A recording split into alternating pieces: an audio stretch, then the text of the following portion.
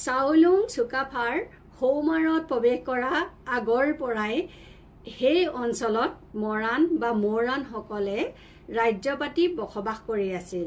চাওলুং চুকাফাই তেওঁৰ সপোনৰ ৰাজ্যখন গঠন কৰাৰ উদ্দেশ্যে সৌমাৰত বসবাস কৰা সকলো জাতি জনগোষ্ঠীক একত্ৰিত কৰি আগবাঢ়ি যোৱাৰ সপোন দেখিছিল আৰু যোগ্যতা অনুসৰি সকলোকে মৰ্যাদা দিছিল, পদ দিছিল।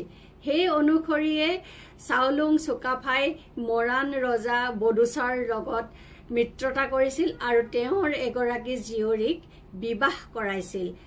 আৰু সেই সূত্ৰে যেতিয়া চাওলুং চুকাফাই স্থায়ী ৰাজধানী চৰাইদেউত পাতিবলৈ স্থিৰ কৰিছিল, তেতিয়া সেই অঞ্চলটো মৰাণ ৰজা বডুচাই এৰি দিছিল, কাৰণ সেই ঠাইখিনি আছিল মৰাণসকলৰ দেওঘৰ।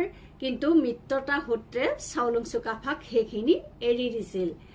মৰাণসকলে নিজস্ব পদ্ধতিৰে লক্ষ্মী পূজা পাতিছিল আৰু তাকে চাওলুং চুকাফাই তাইসকলৰ লক্ষ্মী পূজা পাতিবলৈ মৰাণসকলক দায়িত্ব দিছিল।